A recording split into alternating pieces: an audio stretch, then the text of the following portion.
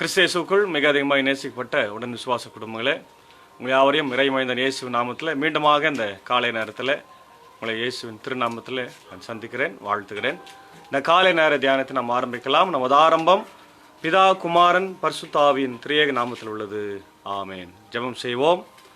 மகா இரக்கமும் கிருபையும் நிறைந்த எங்கள் அன்பின் பரலோக பிதாவே, இதோ இந்த மகிழ்ச்சியும் குளிர்ச்சியும் நிறைந்த ஆண்டவரே, காலை நேரத்தில் மீண்டுமாக உம்முடைய சமூகத்தை நோக்கி நாங்கள் பார்க்கிறோம். இந்த டிசம்பர் மாதம் 23ஆம் நாளை ஆண்டவர் எங்களுக்கு கிருபாய் தந்ததற்காய் நன்றி செலுத்துகிறோம். கடந்த இரவில் ஆண்டவர் எங்களோடு இருந்து எங்களுடைய பயணங்களை ஆசீர்வதித்தீர், குடும்பத்தை ஆசீர்வதித்தீர், எங்களுக்கு நல்ல ஜீவனையும் சுகத்தையும் பலத்தையும் தந்திருக்கிறீர். நன்றி செலுத்துகிற கர்த்தாவே, இந்த நாளில் கூட ஆண்டவரே உம்முடைய பிறப்பின் செய்தியை நாங்கள் கேட்டுக்கொண்டிருக்கின்றோம்.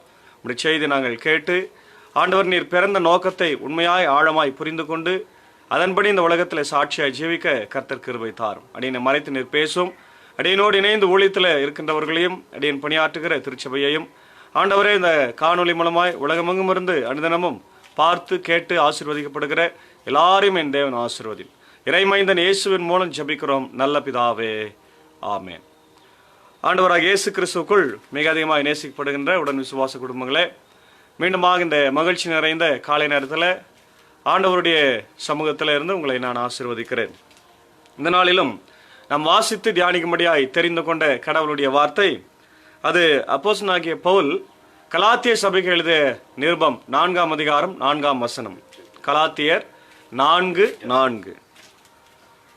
காலம் நிறைவேறிய போது திரு சட்டத்திற்கு உட்பட்டிருந்த நம்மை மீட்டு தம் பிள்ளைகள் ஆக்குமாறு கடவுள் தம் மகனை பெண்ணிடம் பிறந்தவராகவும் திரு சட்டத்திற்கு உட்பட்டவராகவும் அனுப்பினார் என்பது.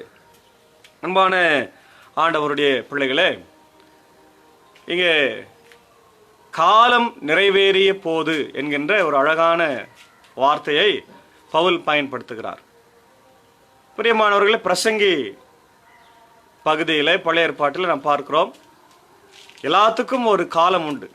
அறுக்க ஒரு காலம், விதைக்க ஒரு காலம், அழ ஒரு காலம், சிரிக்க ஒரு காலம், கட்ட ஒரு காலம், இடிக்க ஒரு காலம், வாழ ஒரு காலம், சாக ஒரு காலம் என்று சொல்லி நம்ம பிரசங்கையில் சாலமோன் சொல்லி இருக்கிறதை பார்க்கிறோம். அப்போ எல்லாத்துக்குமே ஒரு நேரங்காலம் இருக்குது. எதுவுமே சும்மா ஒன்றும் நடந்துடாது.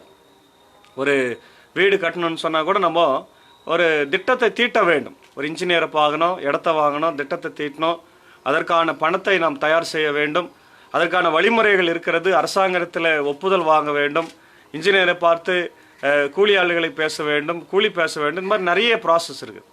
அதே போல் ஒரு திருமணம் என்று சொன்னால் நம்ம பிள்ளைகளுக்கு நம்ம பார்க்குறோம். ஒருவேளை இன்றைக்கு இருக்கிற பிள்ளைகள் தாங்களாகவே திருமணம் அந்த காரியங்களை செய்து கொள்கிறார். ஆனால் ஒரு காலத்தில் பிள்ளைகள் திருமணம் என்று சொல்லுகிற போது பெரியவங்க சொல்லுவாங்க 7 செருப்பு தேயும் என்று. அந்த அளவிற்கு அவர்கள் பல இடங்களிலே சுற்றி அலைந்து திரிந்து திட்டமிட்டு திருமணம் செய்வார்கள். அதனால தான் பெரியவங்க சொன்னாங்க, எந்தெந்த காலத்தில் எதை செய்யணுமோ அதை செய்து முடிக்க வேண்டும். அப்போ காலம் என்பது நம்முடைய வாழ்க்கையில் ரொம்ப முக்கியமாய் இருக்கிறது. படிக்கிற வயசில் படின்னுவாங்க, வேலை செய்கிற வயசில் வேலை செய்யணுவாங்க, குடும்பத்தோடு இருக்க வேண்டிய வயசில் குடும்பத்தோடு இருக்கணும். அந்த மாதிரி நிறைய விஷயங்களை பெரியவர்கள் நமக்கு சொல்லி கொடுத்துருக்கிறதை நம்ம அறிந்திருக்கிறோம். இப்போது இங்கே பவுல் சொல்லுகிறார், காலம் நிறைவேறிய போது கன்னியினிடத்தில் பிறந்தவராகவும் அல்லது ஸ்திரீனிடத்தில் பிறந்தவராகவும் நியாயப்பிரமாணத்தை உண்டாக்கினவர் நியாயப்பிரமாணத்திற்கு உட்பட்டவராகவும் வந்து நம்மை நியாயப்பிரமாணத்திலிருந்து மீட்டு எடுத்துக்கொண்டார் என்கின்ற ஒரு அழகான செய்தி தான் இங்கே கலாத்தியர்ல பவுல் மிக அழகாய் சொல்லுகிறதை பார்க்கின்றோம். பிரியமானவர்களே, நியாயப்பிரமாணம் என்பது என்ன? முதல்ல அதை நம்ம தெரிஞ்சுக்கணும். அதே நேரம் காலம் நிறைவேறுதல் என்றால் என்ன? முதல்ல நியாயப்பிரமாணம் என்பது கடவுள் உலகத்தை படைத்த போது அவர் காணாதவரை போல இருந்தார் என்று வேதம் சொல்லுகிறது. அதனால்தான் ஆதியில எல்லாம் எந்த பாவம் செய்தாலும் மக்களை ஆண்டவர் மன்னித்தார், பொறுத்து கொண்டார். ஆனால் நோவா காலத்துக்கு பிறகு ஆண்டவர் உடன்படிக்கை செய்தார், என் மக்களை நான் அழிக்க மாட்டேன் என்று. அதுக்கப்புறம் மோசையை அவர் அழைத்து தெரிந்தெடுத்து மோசையோடு அவர் பேசி அவர் உடன்படிக்கையை கொடுக்கிறார். 10 கற்பனைகள் என்ற அந்த உடன்படிக்கை, அதுதான் நியாயப்பிரமாணம். அப்போ அவர் சொல்றார், நியாயப்பிரமாணம் என்பது என்னன்னா கடவுளுடைய விருப்பம், கடவுளுடைய சித்தம். இன்றைக்கு பெற்றோர்கள் சொல்றாங்க, என்னுடைய பிள்ளை என்னுடைய விருப்பத்தின்படி நடக்க வேண்டும், இப்படிதான் இருக்கணும், இப்படிதான் வாழணும், இப்படிதான் படிக்கணும், இப்படிதான் இருக்கணும்னு சொல்லி நம்ம சொல்றோம் இல்லையா, அதுதான் விருப்பம். அப்போ கடவுளுடைய விருப்பம் என்றால் என் மக்கள் எப்படியாவது வாழலாம் என்றும் அல்ல, இப்படிதான் வாழ வேண்டும், கடவுளுடைய வசனத்துக்கு கீழ்ப்படினோம், வசனத்தை கேட்க வேண்டும், அவரை ஆராதிக்க வேண்டும் என்று சொல்லி அவர் நியாயப்பிரமாணத்தை கொடுத்தார் என்று பார்க்கிறோம். அப்போ நியாயப்பிரமாணத்திற்கு நாம் கீழ்ப்பட்டவர்களாக இருந்தோம். அப்போ வேதம் சொல்லுகிறது, நல்லவன் ஒருவனாகிலும் இல்லை, நீதிமான் ஒருவனாகிலும் இல்லை, என்ன எல்லாரும் கெட்டு பாவத்திற்குள்ளாக விழுந்து போனார்கள். அப்போ அந்த நியாயப்பிரமாணத்தை நிறைவேற்றுவதற்கான ஒரு ஆளு இந்த உலகத்துல இல்லவே இல்லை. அப்போ ஆண்டவர் பார்க்கிறாரு, அதை நிறைவேற்றுவதற்காகவே அவர் தம் குமாரனை அனுப்புகிறேன் என்று சொல்லி உலக தோற்றம் முதலே ஆதியாகமம் 3:15 அவர் சொல்றாரு, இதோ உனக்கும் உன் ஸ்திரீக்கும் வித்துக்கும் அவள் வித்துக்கும் உன் வித்துக்கும் பகையை உண்டாக்குவேன் என்று சொல்லி அது உன் தலையை நசுக்கும், நீ அதன் குதிகாலை கொத்துவா என்று சொல்லி ஆண்டவர் ஒரு வாக்கு மீட்பரை வாழ்க்கை கொடுக்கிறார். அதுக்கப்புறம் அவர் தீர்க்கதரிசிகளை கொண்டு, ஆபிரகாம் ஈசாக்கு முற்பிதாக்களை கொண்டு, ஆசாரியர்களை கொண்டு, அதே போல ராஜாக்களை கொண்டு இயேசுவை அவர் காமிச்சினே வரார். மீட்பர் ஒருத்தர் வரப்போறாரு, மேசியா ஒருத்தர் பிறக்க போறாருன்னு எல்லாருடைய வாழ்க்கையில அவங்க எல்லாத்தையும் பாயிண்ட் அவுட் அதான் பண்றாங்க. அப்ப கடைசியா இயேசு ஆண்டவருடைய இந்த பிறப்பை நீங்கள் பார்க்கிற போது காலம் நிறைவேறியது என்று இங்க பவுல் சொல்லுகிறார். என்ன காலம் நிறைவேறியது என்று சொன்னால் 3 விதமான காலம். அதாவது ஒன்று, பொலிட்டிக்கலா இந்த உலகத்தை ஆண்டவர் தயார் செய்கிறார். அதாவது மகா அலெக்சாண்டர் என்று சொல்லுகிறவன் அந்த 300 செஞ்சுரியில அவன் முழு உலகத்தையும் ஆண்டான் என்று நாம் பார்க்கிறோம். வரலாறு நமக்கு தெரியும், கிரேட் அலெக்சாண்டர். அப்போ இந்த முழு உலகத்தை ஒரு குடையின் கீழே அவன் கொண்டு வந்தார். ஒரு குடையின் கீழே ஆட்சி அவன் செய்ய அவன் நினைக்கிற போது அங்கே அவன் போகிற இடமெல்லாம் அவன் தன்னுடைய கிரேக்க கலாச்சாரம், அவன் கிரேக்க நாட்டை சேர்ந்தவன்றதுனால கிரேக்க கலாச்சாரம், கிரேக்க பண்பாடு, கிரேக்க மொழி எல்லா இடத்துலையும் அவன் பரப்பினான் என்று பார்க்கிறோம். இது பிற்காலத்தில் இயேசு ஆண்டவருடைய காலத்திற்கு பின்பு, அவர் உயிர் தெழுந்த பின்பு சீடர்கள் என்ன செஞ்சாங்க, போகிற இடமெல்லாம் சுவிசேஷத்தை அறிவிப்பதற்கு அந்த கிரேக்க மொழி, கிரேக்க கலாச்சாரம், கிரேக்க பண்பாடு பெரிய உதவியாக இருந்தது. அதனால்தான் அன்னைக்கு பெரியவங்க சொல்லுவாங்க, all roads goes to Rome என்று. ரோமுக்கு போகிறதுக்கு பல வழிகள் இருந்தது. அப்போ இந்த வழிகளை உண்டாக்கினார்கள், வழிகளை கண்டுபிடித்தார்கள். அப்போ இந்த வழிகளில் எல்லாம் சுவிசேஷகர்கள் வந்து சுவிசேஷத்தை அறிவிப்பதற்கு அது மிகப்பெரிய துணையா இருந்தது. அப்போ இது ஒரு பெரிய பொலிட்டிக்கல் இதில் நம்ம பார்க்குறோம். அடுத்தது, ஆண்டவர் பொருளாதார ரீதியாக மக்களை ஒருங்கிணைத்தார். பொருளாதாரத்தில் மக்களை ரொம்ப கஷ்டப்பட்டு வீழ்ச்சியா இருக்கிற நேரத்தில் பொருளாதாரத்தில் மக்களை அவர் தயார் செய்தார் என்று பார்க்க. அதே போல சமூகமாக, அதே போல சமூகத்தில் இருந்த மக்களை அன்றைக்கு பார்க்கிற போது இஸ்ரவேல் மக்கள் சிதறடிக்கப்பட்டிருந்தார். உலகமெங்கும் அவங்க சிதறடிக்கப்பட்டு கோயில் இல்லாமல், ஆலயம் இல்லாமல் இருக்கிறாங்க. இதெல்லாம் நிறைய கஷ்டங்களை அவங்களுக்கு ஏற்படுத்தி, அதே போல பேகன் வர்ஷிப் என்று சொல்லப்படுகிற கடவுள் அல்லாதவர்கள் அன்னைக்கு இருந்தாங்க. அப்போ இவங்க எல்லாரையும் ஆண்டவர் ஒருங்கிணைத்து ஒரு நல்ல காலத்தை ஆண்டவர் பார்த்து அவர் கன்னிமரி வயிற்றிலே மகனாய் பிறந்தது தான் அந்த கிறிஸ்மஸ் காலங்கள் என்று நாம் பார்க்கிறோம். பிரியமானவர்களே, இன்றைக்கு நம்முடைய வாழ்க்கையில கூட ஆண்டவர் காலம் நிறைவேறுகிற போது எல்லா காரியத்தையும் அவர் சரியாய் நேர்த்தியாய் செய்கிறார் என்பதில் எந்த சந்தேகமில்லை. ஆமென். அதனால்தான் இங்க நம்மை நியாய பிரமாணத்திற்குள்ளாக நாம் இருக்கிறோம். இன்னைக்கும் சரி, நியாய பிரமாணத்தை நிறைவேற்றின ஒரு மனுஷன் யாரையுமே நம்ம பார்க்கவே முடியாது. எல்லாரும் வழி விலகி ஏகமாய் கெட்டு சபிக்கப்பட்டவர்களாக நாம் இருக்கிறோம். அப்போ இந்த சபிக்கப்பட்ட வாழ்க்கையிலிருந்து நாம் உண்மையும் ஆசீர்வாதமான பரலோக வாழ்க்கைக்கு போக வேண்டும் என்று சொன்னால் ஆண்டவருடைய ஆசீர்வாதத்தை நாம் பெற வேண்டும். அதனாலதான் இன்றைக்கு ஆண்டவர் நம்மை நியாய பிரமாணத்திலிருந்து விடுதலை ஆக்கி இருக்கிறார். அதனால்தான் பவுல் சொல்றாரு, யார் என்னை இந்த கட்டுகளில் இருந்து விடுதலை செய்ய முடியும் என்று, அது இயேசு கிறிஸ்து மாத்திரமே. ஆகவே பாருங்க, நியாய பிரமாணத்தை உருவாக்கி ஆண்டவர் காலத்திற்கு அப்பாற்பட்டவராக இருந்தவர், முக்காலத்திற்கும் அப்பாற்பட்டவராக இருந்தவர் இங்கே கீழே இறங்கி பூமியிலே வந்து காலத்திற்குள்ளாக வருகிறார். அதுதான் ரொம்ப முக்கியம். God came into the cosmos என்று சொல்லுகிறார்கள். காஸ்மோஸ் என்று சொன்னால் உலகம்.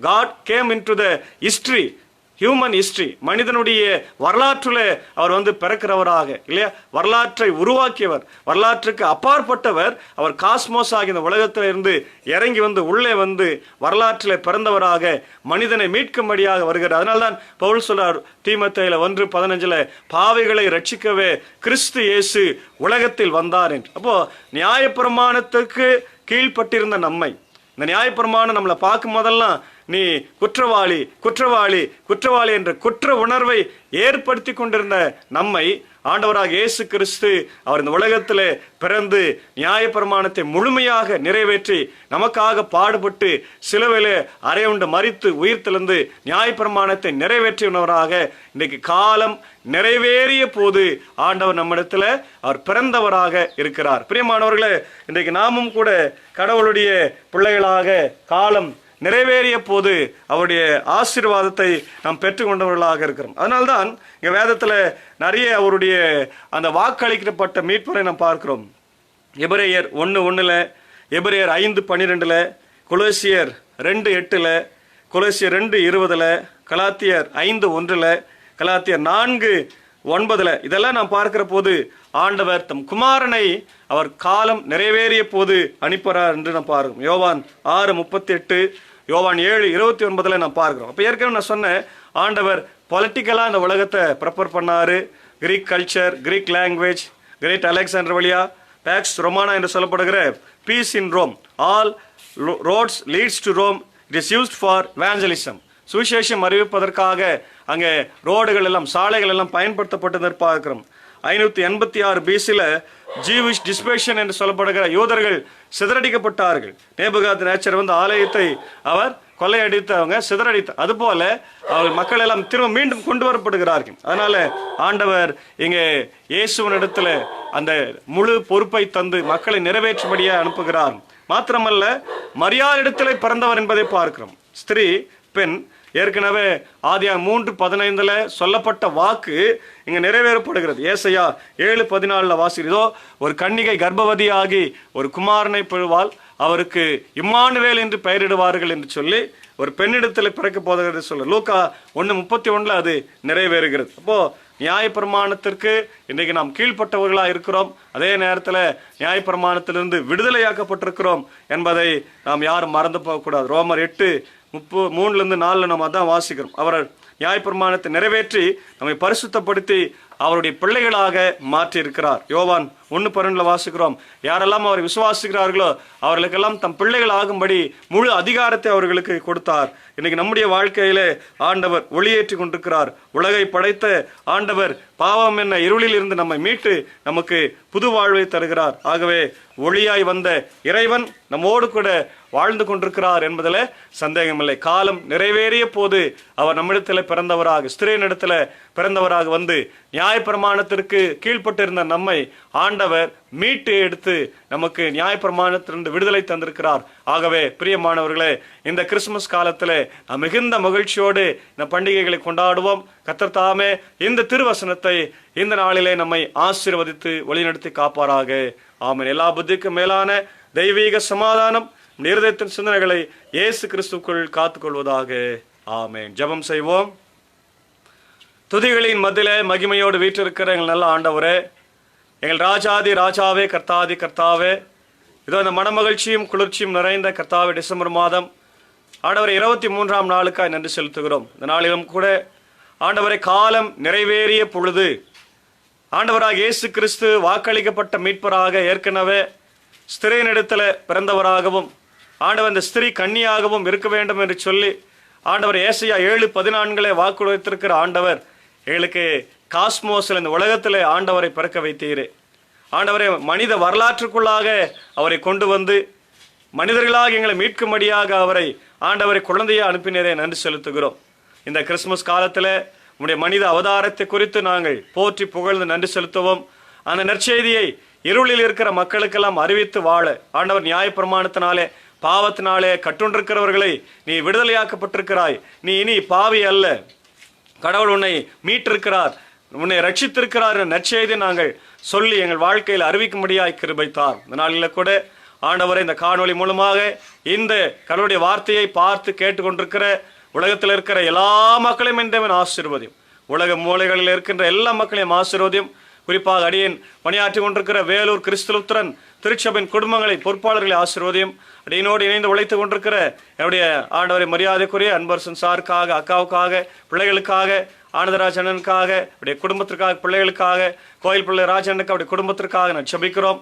ஆண்டவர் இன்றைக்கு குழுவாக இணைந்து இந்த திருப்பணியை நாங்கள் செய்து கொண்டிருக்கிறோம். ஒரு கடினமான பணி என்றாலும் நீர் எங்களை வழிநடத்தி கொண்டிருக்கிறதற்காக நன்றி செலுத்துகிறோம். தொடர்ந்து எந்த தடையும் வராதபடிக்கு ஆண்டவரே நீர் வழிநடத்தும் இந்த கிறிஸ்துமஸ் காலங்களிலே உங்களுடைய நற்செய்தியை இந்த காணொலி மூலமாய் உலகத்தில் இருக்கிற மக்களுக்கு அறிவிக்கின்ற பாக்கியத்தை எங்களுக்கு தர வேண்டுமாய் ஜெபிக்கிறோம். தொடர்ந்து ஆண்டவரே யாரெல்லாம் வியாதியோடு, பலவீனத்தோடு, துன்பத்தோடு, துயரத்தோடு, கஷ்டத்தோடு, பாரத்தோடு இருக்கிறார்களோ இந்த காலத்தில் அவர்கள் விடுதலை தார ஆண்டவர், நியாயப்பிரமாணத்தில் விடுதலை ஆக்கின ஆண்டவர் எங்களோடு கூட இருக்கிறேன் என்பதை உணர்ந்து நான் மக்களுக்காக ஜெபிக்கிறோம். குறிப்பாய் பலவீனமாக இருக்கிற டாக்டர் சாமுவேல் மார்ட்டின் அங்கிளுக்காக ஜெபிக்கிறோம். அவர் பலப்படுத்துவராக, சுகப்படுத்துவராக. மார்ட்டின் லூத்தர் தம்பிக்காக ஜெபிக்கிறோம். அவரை பலப்படுத்த இன்னும் யாரெல்லாம் சுகவீனமாய் பலவீனமாக இருக்கிறார்களோ, யாருக்கெல்லாம் ஆண்டவர் ஜெபம் தேவைப்படுகிறதோ எல்லாருக்காக ஜெபிக்கிறோம். குறிப்பாக இந்த நாளில் கூட நேற்று தினத்தில் அடியனோடு தொலைபேசி வாயிலாக பேசி உற்சாகப்படுத்திய ஆண்டவரை என்னுடைய ஆண்டவர் சின்ன கம்பியம்பட்டு திருச்சபை சேர்ந்த இந்திரா ராஜேந்திரன் அவர்களுக்காக ஜெபிக்கிறோம். இந்த நாளிலே அந்த திருச்சபை புதிய ஆலய ஆண்டவர் பணி நடைபெற்று திறக்கப்பட இருக்கிறது. அவர்களை ஆசீர்வாதம். சென்னையிலிருந்து திருச்சபை சிஎஸ்சி திருச்சபையில் பணியாற்றி கொண்டிருக்கிறார்கள், ஊழியத்தை செய்கிறார்கள். நன்றி செலுத்துகிறோம். அவருடைய பிள்ளைகளை, மருமக்களை விசேஷமாய் ஆண்டவர் பலவீனமாக இருக்கிற அவருடைய பேர பிள்ளைகளை கர்த்தர் குணமாக்கும்.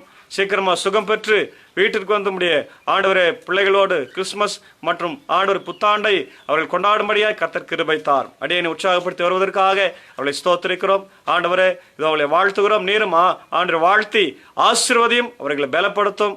அவருடைய கஷ்டங்களை, துன்பங்களை, துயரங்களை, ஆண்டவர் வியாதிகளை குணமாக்கும். ஆண்டவர் இந்த நாளில் கூட இன்னுமாக அநேக மக்களுக்காக ஜெபிக்கிறோம். குறிப்பாக ஆண்டவரே என்னுடைய இந்திய தேசத்திற்காக ஜெபிக்கின்றோம். என்னுடைய ஜனாதிபதி, பிரதமர், என்னுடைய முதல்வர், முன்களத்தில் பணியாற்றுகிற மருத்துவர்கள், செவிலியர்கள், காவல்துறைக்காக ஜெபிக்கிறோம். ஆண்டவர் லண்டனில் ஆண்டவர் இன்னைக்கு மீண்டுமாக செகண்ட் லாக்டவுன் செய்திருக்கிறாங்க. புதிய ஆண்டவர் வகை கொரோனா வேகமாய் பரவி கொண்டிருக்கிறது என்பதை அறிகிறோம். பல நாடுகள் இதற்காக ஆண்டவர் போராடி கொண்டிருக்கிறார். சீக்கிரமாக எங்களுக்கு சுகத்தை தாரும், பலத்தை தாரும். ஆண்டவர் என்னுடைய தேசத்தை ஆண்டவர் நீர் பாதுகாத்துற எல்லாருக்காய் மரித்தீரே, ரத்தம் சிந்தினேற என்னுடைய வாழ்க்கையில மீண்டும் இந்த ஆண்டவர் நோய் தொற்று வராதபடி பாதுகாத்தர வேண்டுமாய் கெஞ்சி மன்றாடுகிறோம். தொடர்ந்து ஆண்டவரே இந்திய சுவிசேஷ லுத்தரன் திருச்சபைக்காக, 3 சபை சங்கங்களுக்காக, போதக பிதாக்களுக்காக, குடும்பங்களுக்காக, ஊழியங்களுக்காக ஜெபிக்கிறோம். இந்த கிறிஸ்துமஸ் காலத்தில் நடைபெற்று வருகிற எல்லா ஊழியத்தையும் என் தேவன் தொடர்ந்து ஆசீர்வதியும். மீண்டுமாக உம்முடைய இறை சமூகத்திலிருந்து எல்லாரும் என் தேவன் ஆசீர்வதியும். துதி கன மகிமை உமக்கே செலுத்துகிறோம். ஆண்டவராகிய இயேசு கிறிஸ்துவின் வழியே ஜெபிக்கிறோம். எங்கள் ஜெபம் கேளும் ஜீவனுள்ள நல்ல பிதாவே, ஆமென். நமது ஆண்டவராகிய இயேசு கிறிஸ்துவின் கிருபை, பிதாவாகிய கடவுளின் அன்பு, பரிசுத்த ஆவியின் நாளிலே நம் அனைவரோடு கூட தங்கியிருப்பதாக. ஆமென்.